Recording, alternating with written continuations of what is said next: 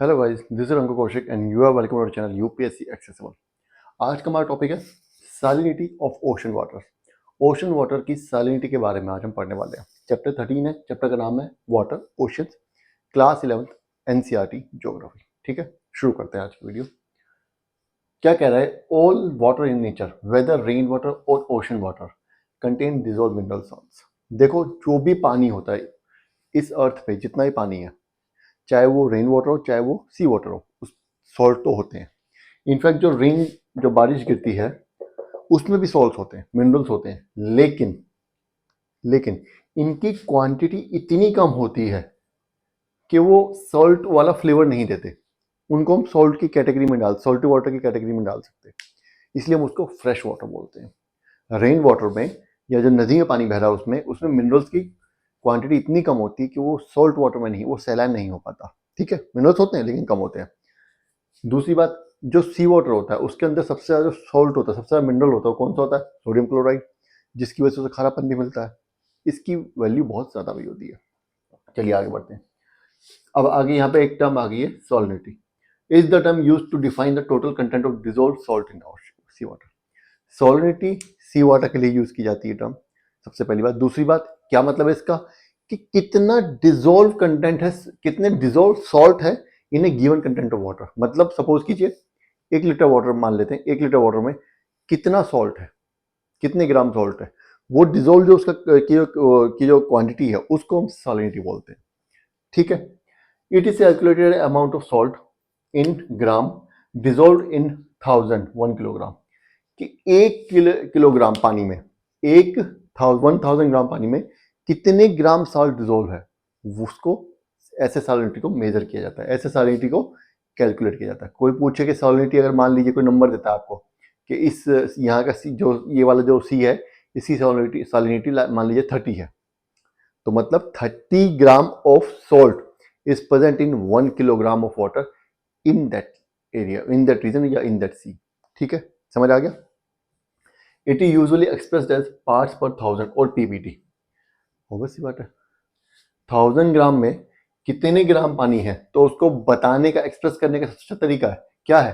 Parts per 1000, कि 1000 पानी के ग्राम पार्ट्स में कितने पार्ट्स सॉल्ट है, ये इसको मेजर करने का तरीका है। इसको हम पीपीटी बोल देते हैं, मतलब पार्ट्स पर 1000। साइन इसका ये है, जैसे परसेंटेज का होता है, इसमें 2 ही होते हैं। ठीक है, आगे कह रहा है salinity is important property of sea water. Salinity is very important property of sea water. ठीक है, पढ़ेंगे अभी आगे क्या क्या है।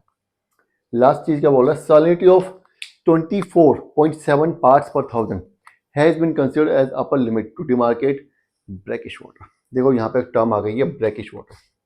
ब्रैकिश वाटर का मतलब क्या होता है? कोई कोई पानी ऐसा होता है जो कि सॉल्टी होता है बहुत ज्यादा, लेकिन वो उतना सॉल्टी नहीं होता जितना कि सी वाटर होता है। फ्रेश वाटर से बहुत ज़्यादा सॉल्टी, सी वाटर से कम सॉल्टी, उसको हम ब्रैकिश वाटर की कैटेगरी में डाल देते हैं। जनरली होता क्या है, ये हमारी नदी जा रही है, यहाँ पे समुद्र है, सी है, सी में जो पानी है वो सैलाइन है, ये जो पानी है फ्रेश है, ये फ्रेश है। यहाँ का जो पानी होगा वो मिक्सअप हो जाएगा। कभी क्या होगा, जब सी लेवल नीचे होगा या यहाँ का पानी ज़्यादा होगा तो ये पानी अंदर यहाँ तक घुस जाएगा। कभी क्या होता है, जब नदी में पानी कम होगा तो ये पानी यहाँ घुस जाएगा, अंदर आ जाएगा, नदी नदी के रूट पे आ जाएगा। तो ये जो रीजन जनरली ये होता है, ये ब्रैकिश होता है। यहाँ का पानी फ्रेश वाटर तो होता ही नहीं है, क्योंकि इसकी सैलिनिटी ज़्यादा होती है, क्योंकि सी वाटर इसमें मिक्स हो चुका है। लेकिन उतना ज़्यादा भी सैलाइन नहीं होता जितना कि सी वाटर है, क्योंकि इसमें फ्रेश वाटर भी है। तो इसका हम जनरली ब्रैकिश वाटर बोलते हैं। ब्रैकिश वाटर सिर्फ यही नहीं, और भी जगहों पर हो सकता है, कई बार अंडरग्राउंड में भी हो सकता है। मिनरल्स वगैरह बहुत ज़्यादा जब डिजोल्व हो जाते हैं तो सैलिनिटी लेवल बढ़ जाता है, तब उसको भी ब्रैकिश वाटर बोलते हैं। कई बार जो फॉसिल फ्यूल रिजर्वायर्स होते हैं उनके आसपास जो पानी होता है वो भी ब्रैकिश हो सकता है। ठीक है, तो ब्रैकिश वाटर कहीं भी हो सकता है। ये यहाँ तक समझ आ गया? चलिए अब आगे बढ़ते हैं।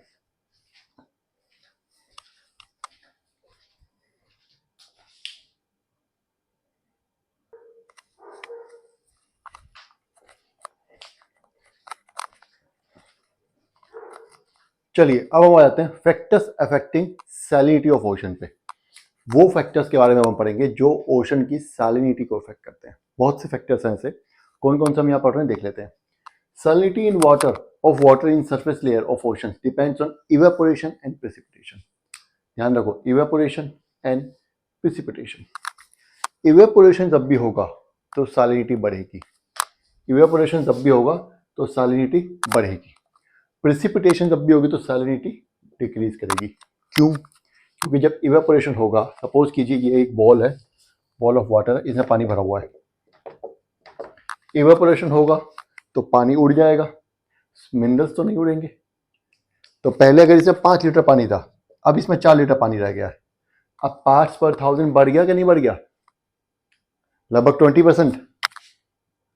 पहले अगर पार्ट्स पर 1020 था तो अब 24 हो जाएगा पार्ट्स पर 1000, क्योंकि इसकी क्वांटिटी वाटर की कम हो गई है। तो इवेपोरेशन जब भी होगा, पानी की सैलिनिटी, ओशन की सैलिनिटी हमेशा बढ़ जाएगी। इसलिए जिन रीजन्स में इवेपोरेशन होता है वहां पे क्या होगा, वहां पे सैलिनिटी ज्यादा मिलती है।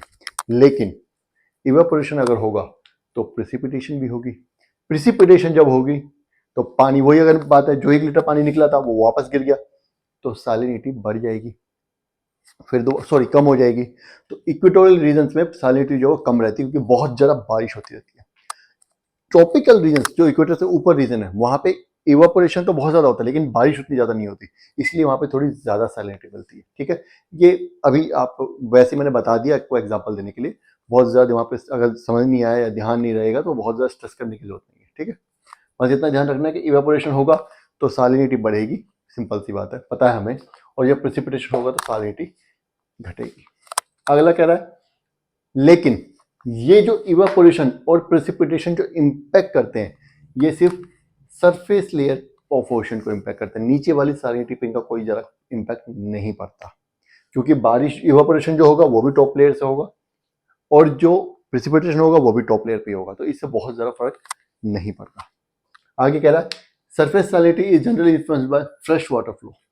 फ्रेश वाटर फ्लो को भी हम निगलेक्ट नहीं कर सकते हैं। सेकेंड जो हमारा फैक्टर है, फ्रॉम, ऑब्वियसली बात है, रीजन्स में, and in polar regions by process of freezing and thawing of ice.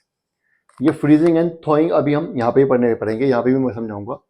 पहले यहाँ पे देख लेते हैं कि सरफेस सैलिनिटी जो है एक तो इन दोनों से इंपैक्ट कर रही है, इवापोरेशन और प्रेसिपिटेशन से, उसके अलावा एक चीज से और इंपैक्ट कर रही है, वो है fresh water flow from reverse. Precipitation भी फ्रेश वाटर फ्लो ही है लेकिन it is from rain. Reverse जो है वो क्या है, वो fresh water flow from reverse है। अगर पार कोई नदी, जिस रीजन में नदियां बहुत ज्यादा होती हैं, समुद्र में जाके मिलती हैं, वहां की सैलिनिटी हमेशा कम रहेगी, क्योंकि क्या होता है, फ्रेश वाटर आता रहता है तो सैलिनिटी उतनी नहीं बढ़ पाती। समझ रहे हो? दूसरा क्या कह रहा है, in polar region bye process of freezing and thaw, जब बर्फ पिघलेगी तो सैलिनिटी कम हो जाएगी। जब बर्फ जम जाएगी, क्योंकि जब बर्फ जमती है तो बर्फ जो है वो सॉल्ट्स को छोड़ देती है, वो सॉल्ट्स जो छोड़ जाते हैं, तो जो बाकी बचा पानी है जिसमें मान लो ये कंटेनर है, इसमें से आधे पानी में फ्रीजिंग हो गई, तो इसके जो सॉल्ट्स थे वो भी यहीं आ जाएंगे, क्योंकि बर्फ ये एक क्या बोलते हैं, एक कैरेक्टरिस्टिक है, अभी मैं अगली लाइन में बताने वाला हूँ वाटर की, कि जैसे जैसे उसका टेम्परेचर बढ़ेगा उसकी सॉल्ट्स को होल्ड करने की कैपेसिटी बढ़ती जाती है, जैसे जैसे उसका टेम्परेचर कम होगा उसकी सॉल्ट्स को होल्ड करने की कैपेसिटी कम होगी, इसलिए जब भी फ्रीजिंग होगी तो सॉलिनिटी बढ़ेगी और जब भी थॉइंग होगी, मतलब पानी पिघलेगा, तो सॉलिनिटी कम हो जाएगी। अगेन कंसंट्रेशन वाटर बढ़ जाएगा जो यहाँ पे हो रहा है। ठीक है, फ्रेश फ्लो ऑफ वाटर आ जाएगा। सीधी सी बात है ना, जब फ्रीजिंग होगी, थॉइंग का मतलब मेल्टिंग ऑफ आइस, तो क्या होगा, फ्रेश फ्लो ऑफ वाटर बढ़ जाएगा, और जब फ्रीजिंग होगी तो फ्रेश फ्लो ऑफ वाटर कम हो रहा है, और जो वाटर फ्रीज हो रहा है वो भी अपनी सॉलिनिटी सॉल्ट जो छोड़ देगा। समझ आ गया? विंड ऑल्सो इन्फ्लुएंसेस, अब विंड का भी रोल है salinity of an area by transferring water to other areas. भाई हमने पता है, हमने लास्ट क्लास में ही पढ़ा था कि जो विंड्स होती हैं वो सरफेस वाटर को एक जगह से दूसरी जगह ले जाते हैं।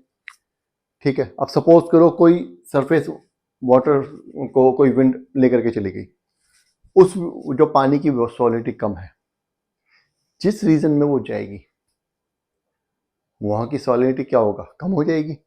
अगर वो ऐसे रीजन में जा रही है जहाँ की सॉलिडिटी ज़्यादा है, और मान लीजिए ये रीजन है, यहाँ पर कोई नदी आकर के मिल रही है, ये ओशन है, ये पानी विंड ब्लो करके आगे ले गई और इस रीजन में सॉलिडिटी ज़्यादा है, यहाँ से जो फ्रेश वाटर ये विंड ब्लो करके आगे ले गई, तो यहाँ की सॉलिडिटी पे इम्पैक्ट पड़ेगा कि नहीं पड़ेगा? कम हो जाएगी थोड़ी, है ना, हो जाएगी ना।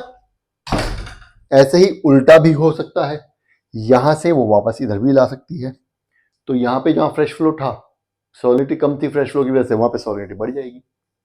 समझ गए? इस तरीके से विंड जो इम्पैक्ट कर सकती है।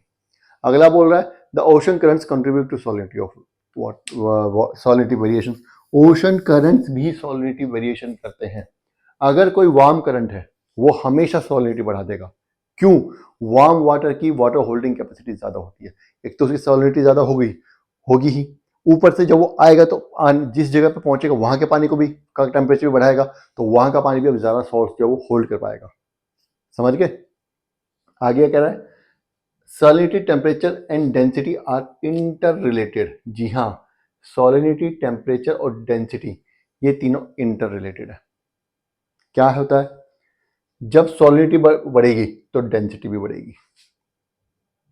आपने इसका मैं एग्जांपल देता हूं सबसे अच्छा, हमेशा से हम स्कूल से वगैरह से सुनते आ रहे हैं कि ओशंस में या सी में, समुद्र में तैरना इजी होता है in comparison to fresh water. Swimming pool में आपको तैरने में ज्यादा एफर्ट्स लगाने पड़ते हैं, अगर आप ओशन में स्विम करोगे तो आपको एफर्ट्स कम लगाने पड़ते हैं, कंपैरेटिवली बहुत थोड़ा सा फर्क पड़ता है। क्यों? क्योंकि वो ओशन वाटर सलाइन होता है और उसकी डेंसिटी ज्यादा होती है। इनफैक्ट कुछ जो बहुत ज्यादा सलाइन रीजन्स होते हैं, जो कि अभी मैं एग्जांपल दूंगा, ठीक है, वहां पे तो आपको कोई एफर्ट डालने की जरूरत नहीं पड़ता। वहां पे अगर आप आके जाके ऐसे लेट भी जाएंगे तो आप डूबेंगे नहीं, क्योंकि पानी की डेंसिटी इतनी ज्यादा हो जाती है सैलिनिटी की वजह से। सैलिनिटी इतनी ज्यादा कि डेंसिटी बहुत ज्यादा बढ़ जाएगी। टेम्परेचर और डेंसिटी में क्या डिफरेंस वो है, वो तो मुझे बताने की जरूरत ही नहीं है, आपको सबको पता ही होगा। नहीं पता है तो पता करके पढ़िए और कमेंट में लिखिएगा। सॉलिनिटी और टेम्परेचर का रिलेशन मैं बता चुका हूं इनडायरेक्टली, फिर से एक बार बता रहा हूं। पानी का जब भी टेम्परेचर बढ़ेगा उसकी सॉल्ट होल्डिंग कैपेसिटी बढ़ जाएगी, ठीक है।